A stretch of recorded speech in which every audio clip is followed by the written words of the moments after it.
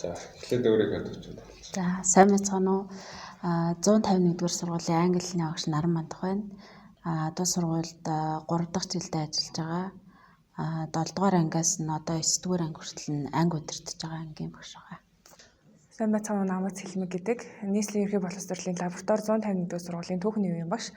За мөн 7 үеийн ангийн анги удирдсан багш. Энэ мэргэжлэрээ 5 дахь жилдээ ажиллаж байгаа багш байгаа. За намайг Жаргал гэдэг. Би нийслэлийн лаборатори 151-р сургуульд англи хэлний багшаар ажилладаг. Сайн байцгаана уу? Намайг Дарима гэдэг. Би нийслэлийн ерхий боловсролын 32 дугаар сургуульд англи хэлний багшаар ажилладаг. Сайн байцгаана уу? Намайг Чулуунбаатарын Нэм Сахин гэдэг. Би математикийн багшаар одоо 5 дахь жилдээ ажиллаж байгаа. За уг байгууллага толгой 3 жил ажиллаж байна. Анги 6-аас нь эхлээд 2 жил дааж авсан. Одоо 8 дугаар анги анги таасан багшаар ажиллаж байна. Баярлалаа. За энэ болохоор 4 асуулт байгаа. Эхний асуулт нь болохоор сургалтаас үлдэж байсан түүнийг хүлээлт. Анх нөгөө сургалтын нэрийг сонсоод яг анги удирдсан багшид зориулсан сэтгэл зүйд суурилсан сургалт гэж сонсоод би өөрөө нөгөө сэтгэл судлалыг аягүй сонирхдаг. Тэгээд ангийнхантайгаа тэр сэтгэл зүйн талаар нь яаж харилцах вэ гэдэг олон асуулт байсан. Тэгээд тухайн асуултуудад хариулт авахар ирсэн байна. Сургалтыг бол угаасаа анги удирдсан багшд бол яг ийм сэтгэл зүйн чиглэлээр хүүхдтэйгээ хэрхэн харилцах сургалтууд бол маш ховор байдаг. Харин яг энэ чиглэлээр танай сургалтыг сонсоод үнэхээр их баяртай ирсэн байгаа. Тэгээд мэдээлэл авч чадсан. За ер нь би сургалтын талаар өчигдөр л яг урд өмнө мэдсэн гэсэн үг. Тэгээ шууд нэрнээс нь хараад сэтгэл зүй гэхлээр нь айгүй тэрэнд нь ач холбогдол өгч ер нь бол ирсэн. Яг нөгөө нэг анги удирдаад хүүхдүүд өсвөр нас руу, шилжилтийн нас руу болоод ирэхлээр сэтгэл зүйн талдаа ажиллахад жоохон хүндрэл гарч ирсэн учраас тэр талаар нэлээд мэдээлэл авах хаа гэж ирсэн.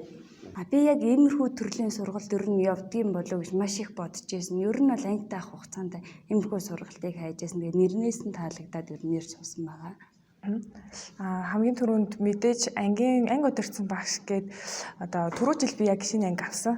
Тэгээд түрүү жил бол учраа болохгүй нэлээд одоо асуудлууд бухимдсан нэг тийм асуудлууд байсан. Тэгээд энэ жил ч гэсэн зарим асуудлуудаа шийдвэрлэж чадсан ч гэсэн нэлээд олон одоо жишээлбэл хүүхдүүдийнхээ сэтгэл зүйг яаж мэдрэх ч юм уу. Тэгээд ангийн хүүхдүүдийг илүү нэг юм эерэг тал руу хэрхэн чиглүүлэх гэсэн нэг тийм одоо асуултуудынхаа хариултыг одоо олохыг бас зорж ер нь бол хүлээлттэй ирсэн. За дараагийн асуулт нь болохоор анги удирдсан багш юу хийдэг вэ? Ялгаатай талын Энгийн одоо энгийн зүгээр хичээл зааж байгаа багшаас ялгаатай тал нь. Одоо ер нь михтэй ингээд одоо оюутан байхдаа ч юм уу одоо зүгээр энэ хичээлийг яаж заах вэ? Хүүхдүүдэд яаж ойлгуулах вэ гэдэгт нэлээд анхаардаг байсан. Ер нь бол багш нар тэгж одоо заадаг. Тэгээ ангийн багш гэдэг утга нь болохоор ерөнхийдөө нэг юм одоо хүүхдүүдийг чиглүүлдэг гэдэг ерөнхийдөө заадаг.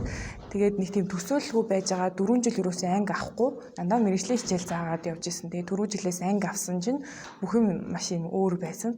Тэгээд тэгмүүд хамгийн наад зах нь хүүхдүүдийг ядаж өглөөний цайгаа уусна уу? Тэр хүүхэд ядарч ийн үү? За тэгээд хувц сундар нь ямар байна?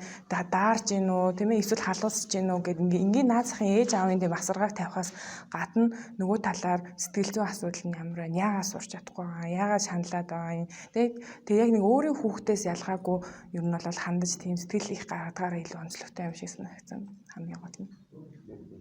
Яг одоо мэргэжлийн хувьд бол яг тухайн хичээлээ одоо өөрийнхөө судлах тухайг хэрхэн ойлгуулах вэ гэдэг талаар хардаг бол анги удирдахаар тухайн хүүхдээ илүү их боддог. Тухайн хүүхдээ одоо ямар зөв хүмүүжлийг яаж олгох уу ч юм уу өөр бусадтайгаа хэрхэн харилцах вэ ч юм уу тийм нийгмийн харилцаанд яаж зөв удирдах вэ гэдэг талаас нь хардаг болт юм лээ. Мэргэжлийн одоо англи хэлийг зааж авахд бол сурагчдаа нэг тулгараадах асуудал бэрхшээл гардаггүй. Харин анги удирдах байгаа багшийн хувьд бол багш хүн бол ерөөсөө ганцхан анги одоо багшийн үүргээр биш маш олон талын мэргэжлийг бол харуулсан тийм одоо нэг ёсондоо баг жүжигчин шиг тэгж ажиллах хэрэгтэй гэж боддог. Яагаад тэгэхээр би одоо 3 дахь ангиа төгсөж байгаа. Тийм тэгэхдээ зэрэг дунд анги ахлах ангийн хүүхдүүд бол хоорондоо бие биеийн төвшөө өөр учраас янз бүрийн характер гаргадаг учраас зарим хүүхдүүдтэй багш шиг, зарим хүүхдтэй найз шиг, зарим хүүхдтэй бол сэтгэл зүйч шиг ингэж одоо ажиллаж яаж арга ивэн олж хүүхдүүдтэйгээ харилцдаг. Анги удирдсан багш бол миний бодлоор Бусад ангид бол зүгээр хичээлээ ороод гардаг. За хичээлээ заахад бол болно гэж боддог. Яг анги удирдах талаар ангийнхан бүх хүүхдийн талаар мэдэх хэрэгтэй болдог. За угаасаа яг тийм хүүхдүүдтэйг бүр илүү ойр ажилламаар санагдаад зүгээр бусад ангийнхан нэг өөрийн ангийнхан бас хамаагүй өөр харагдсан байлээ. Өөрийнхөө хөгжил бодож ажилладаг юм байлээ. Анги удирдахаар ер нь их санаа зовх асуудал маш их гардаг юм байлээ. За одоо энэ хүүхэд маань тэгчүүл яана. Ер нь ингээд 6 дугаар ангитай ер нь хүүхдэд их томоотой байдаг. Ингээ анги томрох тусмаа, жил ирэх тусмаа ер нь үүсэх асуудал их байдаг учраас ер нь их анхаарал тавихгүй болтгоо юм байлээ.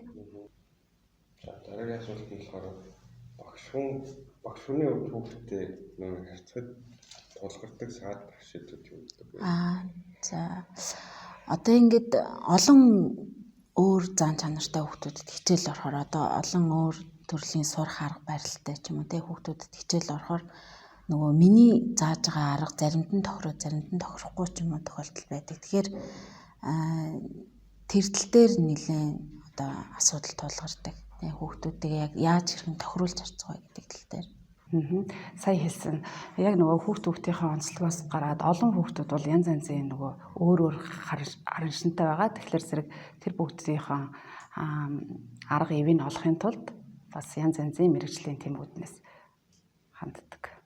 За нэг одоохондоо бол нэг тийм амар асуудал бол тулгарч байгаагүй зүгээр яг зүгээр мэрэгжлийн багшийн хувьд бол зүгээр хичээлээ аль болох ойлгох юмсан л гэж боддог. Тэрнээс өөр асуудал одоохондоо тулгарч байгаагүй. Ер нь байдаг л манай ангийнхан болохоор зарим хүүхдүүд бол хит сэргэлэн байдаг. Түрүү манай номин багш маань нэрс ингээл босоол өмүүлээд байдаг. Зарим хүүхдүүд бол маш чимээгөө суудаг. Яг энэ төрлийн хүүхдүүдтэй хэрхэн харилцах талаар ер нь маш их сая санаавлаа. Одоо очиж хэрэгжүүлнэ гэж бодож байна. Миний хувьд яг нөгөө тухайн хүүхдийн яг насанд байсан өөрийгөө заримдаа төсөөлөхгүй мартцсан ч юм уу тиймэрхүү зүйлүүд байдаг. Тэгээ заримдаа хүүхэд гэдгийг нь мартцсан ч юм уу хитрхийх нөгөө үүрэг хариуцлага оногдуулах гад байдаг. Тэгээ яг тэр хүүхдийн оронд өөрийгөө тавьж үг ингээд одоо харж чадахгүй тийм асуудлууд ерөнхийдөө бол хамгийн түрүүнд тулгардаг. За тэгээ сүүлчийн асуулт нь болохоор манай хөтөлбөр том багцсан сэтгэл юм. За хөтөлбөр тамагдаад бол маш сэтгэл хангалуун байгаа. Юу ч гэсэн хамгийн эхлээд өөрийгөө ямар хүн бэ гэдгийг мэдэж авсан. Дараа нь хүүхдүүдтэй ажиллахын тулд эхлээд хүүхдүүдээ бас шууд энэ хүүхдэд би ингэж ажиллах хэрэгтэй гэж бодохгүйгээр хүүхдээ хин бэ гэдгийг ямар хүүхдээ гэдгийг таньж мэдэх нь чухал юм байна гэдгийг авсан мэдэж авсан. Яг нөгөө нэг анх одоо хүлээлттэй ирсэн тухайн асуултуудын заримд нь бол яг хариулт авчирсан. Тэгээд хүүхдээ яг сэтгэл зүйн талаас нь хэрхэн судлах юм гэдэг бас нэг аргыг эцэгчүүдээ хэрхэн харилцах вэ гэдэг бас нэг аргыг суралцж аваад гарч байна. Тэгээ хамгийн гол нь хамгийн түрүүнд нөгөө багш өөрийгөө таних, өөрийнхөө одоо арга барилыг зөв болгох гэдэг зүйлийг ойлгож авлаа. Тэгээд маш таатай, гоё сургалт байлаа. Баярлалаа. За сургалтанд бол суугаад үнэхээр их одоо мэдлэг бас их олон юм туршлагатай багш нараас бол маш их зүйлийг мэдэж авсан.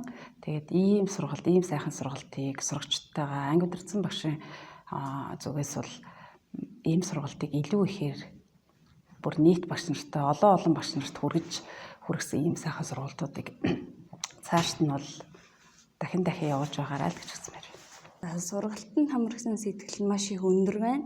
Тэгээ ерөнхийдөө сая би бол өөрийгөө бодож байсан асуултанд маш их хариултыг олж авлаа. Тэгээ ер нь сургалт маш их таалагдлаа.